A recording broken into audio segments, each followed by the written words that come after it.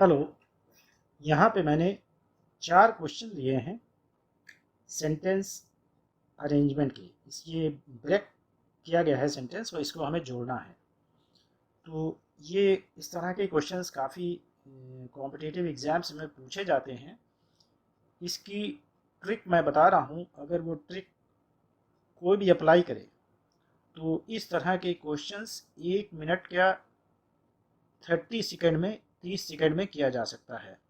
लेकिन उसके लिए ग्रामर की थोड़ी मेरी अच्छी नॉलेज हो, क्योंकि ये जो वर्ड्स एक दूसरे से जुड़ते हैं वो ग्रामर ही हमें बताती है कि सेंटेंस का स्ट्रक्चर क्या होता है, कि कौन सा सेंटेंस, या कुछ वर्ड्स ऐसे होते हैं कि जिसके बाद कोई एक वर्ड आता ही आता है। तो हम यहाँ पे क्वेश्चन करके बता रहे हैं कि किस तरह की आप ट्रिक्स यूज़ कर सकते हैं कि जिससे आप इसको कम से कम टाइम में सही आंसर अपना ढूंढ सकते हैं और सही आंसर अपना मार्क कर सकते हैं। तो पहले क्वेश्चन से हम शुरू करते हैं। Climate change due to. अब यहाँ पे ड्यू हमने बोला, ड्यू के बाद टू मेरे मुंह से यूं ही निकल गया, क्योंकि ड्यू के बाद टू आते ही है। ड्यू टू का मतलब होता है की वजह से। तो क्लाइमेट चेंज का मतलब कि जलवायु परिवर्तन, ड्यू टू।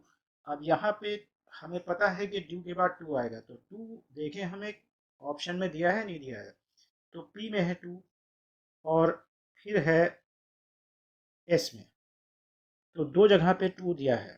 तो अगर climate change due to rice production हम कहें, ये होगा नहीं कि राइस प्रोडक्शन की वजह से जलवायु परिवर्तन नहीं हो रहा है, ये ग्लोबल वार्मिंग की वजह से हो रहा है, जो हमारे पृथ्वी का टेम्परेचर बढ़ रहा है। तो अब यहीं से हमें बस पता चल गया 1 सेकेंड में कि बस क्लाइमेट चेंज ड्यू टू, बस देखा हमने to rice production to global warming, बस टू ग्लोबल वार्मिंग मेरा सही है। तो एस तो मेरा पहले तय हो गया कि ये फर्स्ट प्लेस पे होगा एस। तो एस अब हम देखें फर्स्ट प्लेस पे कहाँ पे है, तो ए में है और सी में है। अब इसके बाद लेकिन एस क्यू है या फिर एस पी है। तो हम पी रख के देखे ले रहे हैं। तो अगर पी रख के देखें, climate change due to global warming to rice production, ये सेंटेंस बन ही नहीं रहा है। उसके अलावा यहाँ पे ये जो वार्मिंग के बाद जो ये कॉमा दिया है, तो कॉमा जब दिया होता है इसका मतलब कि इसी के बारे में हमें कुछ और कहना है। तो यहाँ पे इसका मतलब ये कॉमा है, तो ये टू राइस, क्योंकि कॉमा के फौरन बाद ये टू राइस प्रोडक्शन नहीं होगा। तो इसका मतलब ये है कि एस क्यू होगा फिर। तो बस यहीं से हमें दो मतलब बहुत कम टाइम में बस हमें हमें पता चल गया कि ये एस होगा पहला और इसके बाद क्यू होगा, क्योंकि ये कॉमा लगा है तो कॉमा के फौरन बाद ये टू नहीं आएगा। टू राइस प्रोडक्शन, यहाँ पे कॉमा लगा है, इसका मतलब आगे हम कोई चीज़ को थोड़ा सा और डिफाइन कर रहे हैं। तो अब सेंटेंस की सीक्वेंस क्या होगी, S Q R P. S Q R P, तो मेरा आंसर होगा, फर्स्ट होगा एस क्यू आर पी। अब हम सेंटेंस को पढ़ के आपको दिखाते हैं। Climate change due to global warming, के जलवायु परिवर्तन ग्लोबल वार्मिंग की वजह से, कॉजिंग चेंजेस इन रेनफॉल, जो रेनफॉल में वर्षा में चेंजेस पैदा कर रहा है। इज द न्यू चैलेंज, अब ये इसका सब्जेक्ट हुआ। इज द न्यू चैलेंज, एक नया चैलेंज है या संकट है, काहे के लिए, टू राइस प्रोडक्शन, धान की उपज के लिए, and a matter of concern for agrarian societies, और ये एक चिंता का विषय है कृषि समाजों के लिए। तो यहाँ पे इसमें बस हम फौरन देखें, ये जो जैसे ड्यू है, ड्यू के फौरन बाद ये इसमें हमें पता है कि टू ही आएगा। तो इस तरह की ये जो यूनिट्स होते हैं कि किससे कौन सा कंबाइन करेगा, वो बहुत जल्दी हमें सेंटेंस में दिख जाता है। अब हम अगला क्वेश्चन करते हैं। Continuing reports from doctors. अब इसमें ये जो कंटिन्यूइंग रिपोर्ट्स फ्रॉम डॉक्टर्स, अब यहाँ पे अगर हम डॉक्टर्स के फौरन बाद हाउ पीपल लिव अगर इसको रख के देखें तो सेंटेंस बन ही नहीं रहा है, तो हाउ तो नहीं होगा।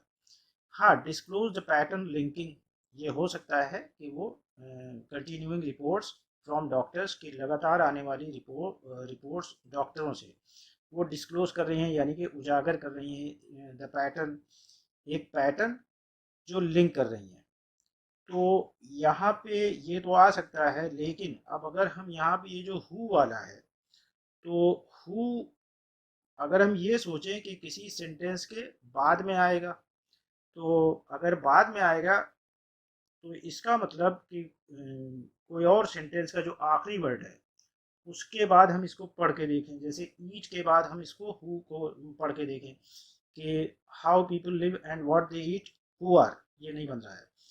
Disclose the pattern linking, who are, ये जो है, और फिर ऑल ओवर द वर्ल्ड, ये भी नहीं हो रहा है। तो यहाँ पे एक्चुअली हो क्या रहा है कि हमें हु को कहीं पे रखना है, और हु कहाँ पे आएगा, ये हु जो है यहाँ पे एक रिलेटिव प्रोनाउन है। तो रिलेटिव प्रोनाउन जो होता है, जो भी पर्सन, प्लेस या थिंग के लिए जिसके लिए ये रिलेटिव प्रोनाउन यूज होता है, उसके फौरन बाद रखा जाता है। तो हु है, तो हु है इसका मतलब पर्सन के लिए यूज होगा। तो जब ये पर्सन के लिए यूज होगा तो इसका मतलब डॉक्टर्स के फौरन बाद ये आ जाना चाहिए वर्ड हु।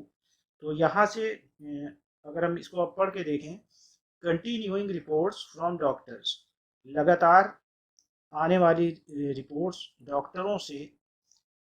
और कौन डॉक्टर, जो, अब यहाँ पे हु का मतलब है जो, who are measuring the incidence of heart attacks, जो संभावना या घटनाएं हार्ट अटैक की मेजर कर रहे हैं, स्टडी कर रहे हैं उसको।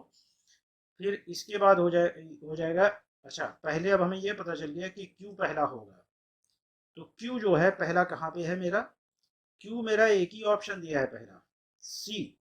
तो बस यहाँ पे हमें यहीं से बस एक सेकंड में पता चल गया कि ये सी मेरा ऑप्शन है। लेकिन हम इसको पढ़ के देखते हैं, क्यू एस आर पी, ये मेरा सीक्वेंस है, क्यू एस आर पी। तो कंटिन्यूइंग रिपोर्ट्स फ्रॉम डॉक्टर्स, अब हम क्यू पढ़ेंगे। Who are measuring the incidence of heart attacks, जो हार्ट अटैक के इंसिडेंस, घटनाओं की या संभावना को स्टडी कर रहे हैं। फिर हो जाएगा एस, तो ऑल ओवर द वर्ल्ड, पूरी दुनिया में। फिर हो जाएगा आर, तो आर है डिस्क्लोज द पैटर्न, कि एक वो स्वरूप को उजागर कर रहे हैं। लिंकिंग, जो संबंध बता रहा है, या संबंध बता रहा है या लिंक कर रहा है। क्या चीज़ें लिंक कर रहा है, हाउ पीपल लिव, के लोग कैसे रहते हैं, एंड व्हाट दे ईट, और वो क्या खाते हैं, with the number of heart attacks they have, यानी कि एक पैटर्न है कि जो लोग खाते हैं या जैसे वो रहते हैं, उसका संबंध है कि कितने हार्ट अटैक उनको हो सकते हैं। तो यहाँ पे हम इस सेंटेंस में हम ये बताना चाह रहे हैं कि यहाँ पे हमने ये देखा कि हु जो डॉक्टर्स के बाद यहाँ पे हु ही आना चाहिए, क्योंकि ये रिलेटिव प्रोनाउन है। तो रिलेटिव प्रोनाउन किसी पर्सन के या थिंग के लिए जिसके लिए होगा उसके फौरन बाद, क्योंकि यहाँ पे डॉक्टर्स ये पर्सन है, तो इसके फौरन बाद हु आना चाहिए। तो बस यहीं से हमें पता चल गया कि क्यू पहला होगा। तो क्यू एक ही है, बस एक सेकंड में इस आंसर को हम मार्क कर सकते हैं। तो इसका आंसर क्या होगा, इसका है सी। आगे बढ़ते हैं। द गवर्नमेंट ऑफ इंडिया, अगर हम इसको ये वाला क्वेश्चन जो पढ़ रहे हैं, फोर्थ वन, ये the government of India is a market driven special purpose vehicle, कि गवर्नमेंट ऑफ इंडिया एक मार्केट यानी कि मार्केट द्वारा संचालित एक स्पेशल पर्पस व्हीकल है। तो गवर्नमेंट ऑफ इंडिया तो नहीं है। या ग्लोबल कंसोर्टियम, कंसोर्टियम होता है कंपनियों का समूह।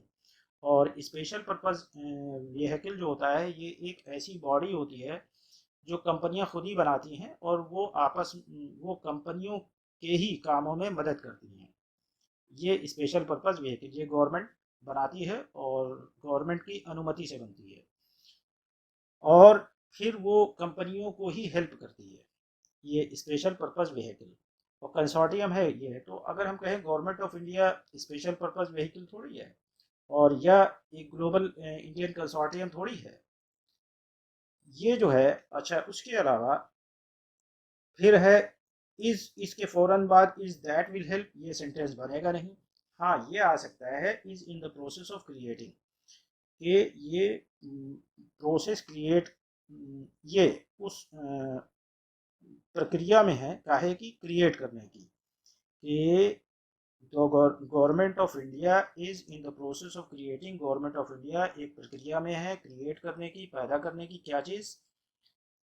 तो इसका मतलब ये है कि पहला मेरा हो जाएगा आर। तो अब हम आर देख लें तो आर भी यहाँ पे हमें एक ही दिख रहा है, बी है। लेकिन इसमें एक और चीज़ हम बताना चाह रहे हैं कि अगर हम ये जो 6 नंबर पे जो मेरा सेंटेंस है या पार्ट है, तो ये फैसिलिटेट है। फैसिलिटेट का मतलब होता है इजी बनाना या किसी चीज़ को आसान बनाना और किसी चीज़ में सहायक होना। तो फैसिलिटेट जब वर्ब है और हमें ये दिख रहा है कि ये सेंटेंस के बीच में आ रहा है, तो इसका मतलब ये है कि ना इसमें आईएनजी फॉर्म है, और इसका मतलब इसके पहले, अच्छा, ये इन्फिनेटिव है ये, या तो इसके बाद इसके साथ कोई वो जैसे कि दे फैसिलिटेट। तो यहाँ पे हम अगर इसको कहीं पे जोड़ें तो व्हीकल सिंगुलर है, सिंगुलर है। अगर सिंगुलर के हिसाब से ये होता तो फैसिलिटेट्स होता। और टू के बाद अब यहाँ पे ये क्रिएटिंग के बाद ये आएगा नहीं, इस्टेब्लिश के बाद ये आएगा नहीं। हमारे पास क्या हो रहा है इस सेंटेंस में कि फैसिलिटेट वर्ब है तो इसके पहले टू आएगा, तो टू फैसिलिटेट। तो अगर एक तो हमने दो ट्रिक यहाँ पे बताई हैं, तो या तो हम ये देख लें कि सेंटेंस जो छठा है मेरा, ये फैसिलिटेट क्या है, ये एक वर्ब है, तो वर्ब है और ये इन्फिनेटिव बनेगा, तो इसके पहले टू आएगा बस। तो अगर हम यहाँ से देखें क्यू जो है, क्यू पे मेरा टू है, क्यू पे क्यू पे मेरा आखिर में टू ये हो रहा है, तो टू फैसिलिटेट ये हो जाएगा। इसका मतलब ये हुआ कि सबसे आखिरी सेंटेंस जो मेरा पार्ट होगा वो क्यू होगा। तो अगर क्यू यहाँ पे देख रहे हैं बी में, तो हमने दो तरीके से देख लिया कि एक तो ये है कि आर पहले पहला होगा और या फिर क्यू आखिरी होगा। तो दोनों तरीके से मतलब एक ही सेंटेंस को हम कई तरीके से कर सकते हैं। या तो गवर्नमेंट ऑफ इंडिया इज और हम ये पार्ट उसके साथ जोड़ते चले गए और बाद में हमें दिखा कि in the process of creating यही सही हो रहा है, या फिर कि हमने ये फैसिलिटेट है, ये वर्ब है, तो इन्फिनेटिव के तौर पे यहाँ पे यूज़ हो रहा है, तो इसके पहले इसका मतलब टू ज़रूर होना चाहिए।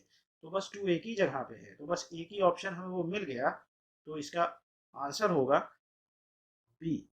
तो ऐसी ये जो ट्रिक्स हैं कि कौन सा पार्ट किसके साथ होता है, कि जैसे हम वर्ड्स को इसमें पहचानते हों अगर कि ये इन्फिनेटिव है, ये जेरंड है, ये पार्टिसिपल है, या यहाँ पे वर्ब की फर्स्ट फॉर्म लगेगी, ये पास्ट है और फर्स्ट फॉर्म है तो उसमें एस लगेगा या नहीं लगेगा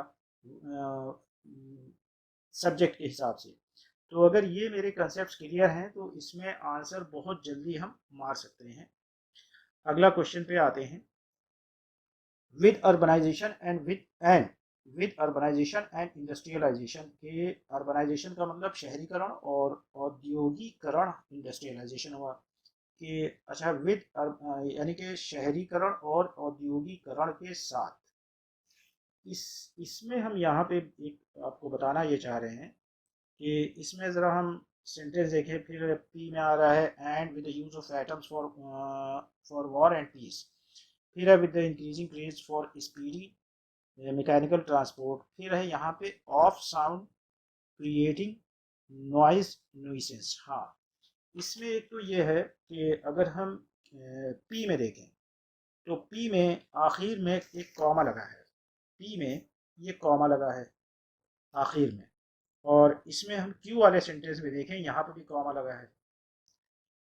और अगर हम ये आर में देख रहे हैं, यहाँ पे भी कॉमा लगा है। तो कॉमा लगने के फौरन बाद, अब अगर हम यहाँ पे देखें कि कॉमा पे ये ख़त्म हुआ, कॉमा पे ये ख़त्म हुआ क्यू, और कॉमा पे आर ख़त्म हुआ, तो ये तीन सेंटेंस जो हैं ये कॉमा पे ख़त्म हो रहे हैं। अब चौथा सेंटेंस मेरा जो बच रहा है वो एस वाला बच रहा है तो इसमें हम ये, अब ये जो आर वाला ये जो ऑफ है, ये जो इस तरह के जो वर्ड्स होते हैं इनको ज़रूर देखना चाहिए। इसकी जो शुरुआत सेंटेंस की जो स्टार्ट है इसमें पार्ट की, ये ऑफ, अगर हम ऑफ को इससे जोड़ें, अगर कहीं हम कहें ट्रांसपोर्ट के बाद अगर ये रखें, तो ट्रांसपोर्ट के बाद कॉमा है, फ़ौरन इसके बाद ऑफ नहीं आ सकता। ऐसे ही ये जो पीस है, तो पीस के बाद कॉमा है, कॉमा के फ़ौरन बाद ये ऑफ नहीं आ सकता। तो इसका मतलब पी ओ क्यू तो इसके पहले नहीं आ सकते। ऑफ के पहले नहीं आ सकते, पी पार्ट और क्यू पार्ट। तो मेरा अब एक ही तो पार्ट बच रहा है कि एस। इसका मतलब ये है, और इसको अगर हम अब पढ़ के देखें, विद मशीन्स, एस वाला part, with machines moving faster than the speed of sound. तो यहाँ पे ये एक कॉन्टीन्यूटी है, यानी कि speed of sound creating noise nuisance. हम इस तरह के जो वर्ड्स होते हैं कि बस हमने देखा कि ये कॉमा है, ये कॉमा है, इसके फ़ौरन बाद ये नहीं आ सकता, और ये अब मेरा एक ही सेंटेंस बचा, एस बचा ना, तो एस ये है। अब हम अगर इसको पढ़ के देख रहे हैं तो बस मेरा अब ये सेंटेंस बन रहा है। तो अब इस पे यहाँ पे हमें पता क्या चला, हमें पता ये चला कि एस के बाद आर आना है बस। अब हम यहाँ पे देख लें कि हमारे ऑप्शंस ए में जहाँ पे भी एस के बाद आर हो, तो वो मेरा एक ही ऑप्शन है, डी। ये मेरा है डी।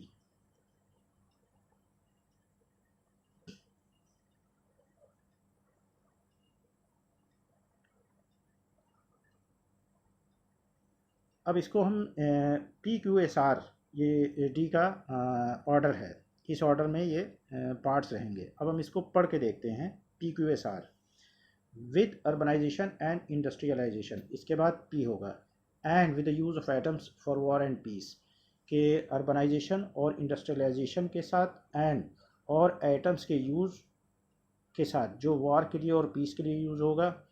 फिर पी के बाद क्यू होगा, और विद द इंक्रीजिंग क्रेज़, ये जो बढ़ता हुआ क्रेज़ है, दीवानगी है, फॉर स्पीडी मैकेनिकल ट्रांसपोर्ट, के तेज़ रफ्तार वाले मैकेनिकल ट्रांसपोर्ट, जो मशीनों वाले ट्रांसपोर्ट हैं, यातायात। और विद मशीन, फिर एस आएगा, with machines moving faster than the speed of sound, और वो मशीनें जो चलती हैं faster than the speed of sound, आवाज़ की स्पीड से तेज़ चलती हैं, क्रिएटिंग नॉइसेंस, जो शोर का एक प्रॉब्लम पैदा करती हैं। इसके साथ फिर क्या होता है, air water and food are getting polluted, कि एयर वाटर फूड वो पॉल्यूट हो रहे हैं, दूषित हो रहे हैं या प्रदूषित हो रहे हैं। तो यहाँ पे हम ये जो पार्ट्स होते हैं जैसे फर्स्ट वर्ड है यहाँ पे ऑफ, ये जो हमने देखा कि ऑफ जो है हम ट्रांसपोर्ट के बाद नहीं रख सकते, पीस के बाद नहीं रख सकते। तो अब मेरा एक ही सेंटेंस बच रहा है, वो है एस। तो अब यहाँ से हमें ये पता चल गया कि एस के बाद ही आर आएगा, और अपने फिर ऑप्शन देख ली कि एस के बाद आर कहाँ पे है, वो मेरा डी जो है, एक सेकंड में हमें पता चल गया कि डी आंसर है। तो आप इस तरह के क्वेश्चंस हैं, तो इसमें लेकिन ग्रामर की थोड़ी अच्छी नॉलेज हमें चाहिए है, कि जब हमें ये दिखना लगे कि हम इस पार्ट को इस पार्ट से जोड़ सकते हैं, बस कहीं पे भी, और कुछ ऐसे पार्ट्स होते हैं कि वही पार्ट जुड़ेगा और कुछ नहीं हो सकता। तो अगर ये आपने स्किल्स डेवलप कर ली, तो इस तरह के क्वेश्चंस मिनटों में होंगे। अगर आपको ये वीडियो मेरा अच्छा लगा हो तो इसको लाइक करिएगा, शेयर करिएगा, और अपने रिस्पॉन्सेस कमेंट बॉक्स में मुझे भेजिए, और जो आपके सजेशन हो मुझे भेजिए, और मैं आपके रिस्पॉन्सेस के हिसाब से आने वाले वीडियो में कंटेंट डालता रहूँगा। Thank you dear viewers.